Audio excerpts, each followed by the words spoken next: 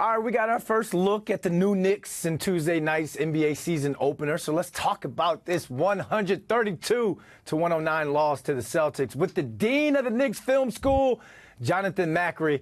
Jonathan, what's going on, my man? Really cool event you guys had last night at T Squared Social, bro. Really cool event.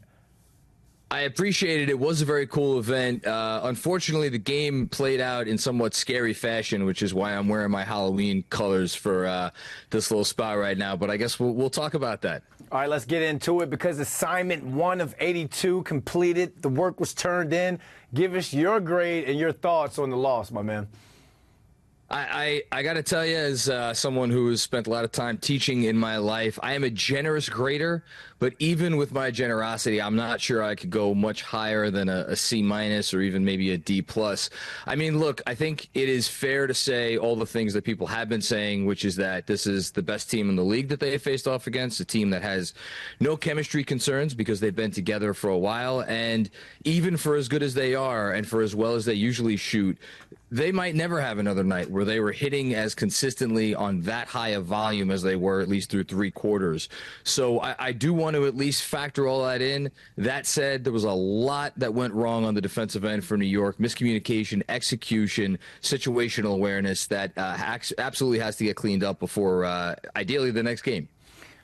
Other than the defense, what else worries you most coming out of that loss? And kind of expand and touch on that the defensive worries as well. Yeah, I mean, I think it's tough to talk about any game versus the Celtics because they pose matchup challenges and issues that no other team in the league can do, and it's not even only on one end of the floor. Not only do they have 5 guys who are hunting threes, not can shoot threes, they are hunting threes, and then when you talk about them on defense, they could switch 1 through 5 and they have no issues with it. So my fears going forward with the Knicks, I'm confident the Knicks are going to be able to score enough against this team. I thought they actually scored at a decent clip last night, but when they are trying to defend Boston, how do they account for the fact that they have 2 defenders in Jalen Brunson and Karl Anthony Towns, who Tom Thibodeau does not want to switch onto Boston's best offensive players? He does not. He wants to keep those guys out of disadvantageous situations. They tried to do that last night. It caused more confusion than it was probably worth. That's the biggest thing coming out of that game because that Boston team, unfortunately, is not going anywhere. Yeah, you wonder if that confusion is going to get cleaned up as the chemistry gets better. But like we said, man, it's one game. No one's going to panic because this team is full of talent and playmakers. So what were some of your positives on the night? I'll give you 3. First and foremost, Deuce McBride.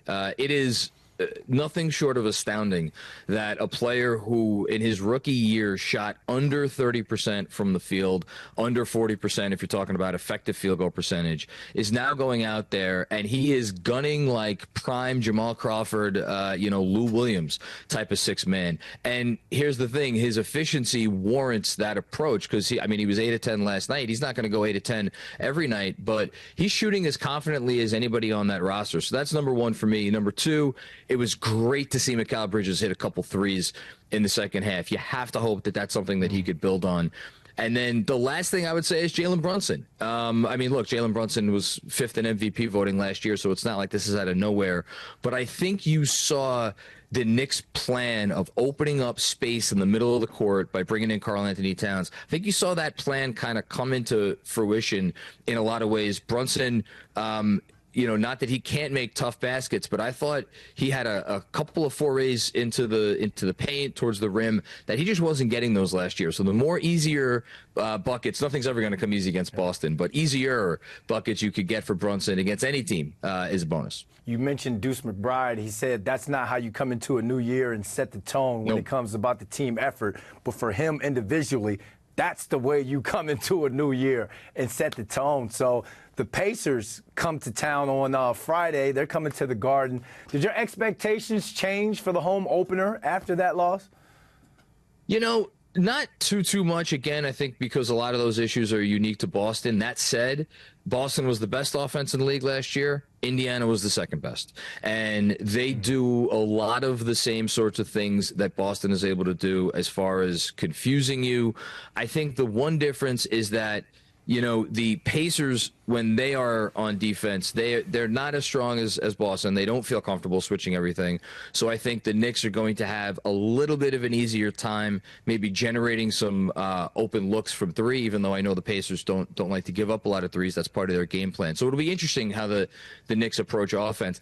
And then defensively, at least now there's one game of tape, to go off of. There's a game of tape in which everybody could see this is what we did wrong, because it doesn't take a Tom Thibodeau or an NBA head coach to watch the film of this one and see some glaring issues. The hope just has to be that the communication gets a little bit better, the execution gets a little bit cleaner, and maybe being in their home building will be the lucky charm here. Real quick hypothetical, with all the talent that's on this roster, let's say, or new talent that's on this roster, let's say they do get off to a slow start. How much patience do you think the fan base is going to have with this squad? Not much. Not much, because I think, you're the guy that I would have said, well, the fan base is going to be okay with him no matter what, is Mikal Bridges, because he comes with this reputation as a guy who is just so solid on both ends. He makes tons of winning plays. And with this shot issue, if that continues, I think that's going to be a cause of consternation, which is one of my favorite words when I talk about when the fan base gets a little upset. And then the Towns piece. Now, I thought Towns played okay last night. Obviously, he made a lot of mistakes on the defensive end. I think he'll clean those up. But there is already a healthy amount of skepticism about the trade that brought in Towns and sent out Randall and DiVincenzo, because there is this perception that they have traded away their identity in making that deal. So if they, start off and they're hovering around 500 after, even 10 or so games, and it's a tough first 10 games. I sitting here right now, I'll tell you, I would sign for 6-4 after 10, given how things look last night. I'm not sure how many fans are going to be willing to accept that level when there was talk of a championship before the season started. Fan base really giving them a New York minute to get this thing going. Jonathan, tell the people they can find you, man. Shout out the platform. Yeah, absolutely. So Knicks Film School for all of your Knicks needs. We got the newsletter on Substack that I write 5 days a week and occasionally on the weekends, plus our YouTube channel, podcast network. We have a Patreon if you're in for the mood for some bonus content.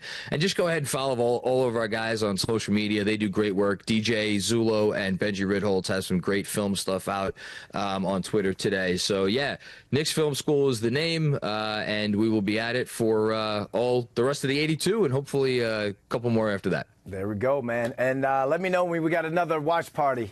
I'll get a babysitter for the entire night this time. All right, man. Thanks for having me on with this.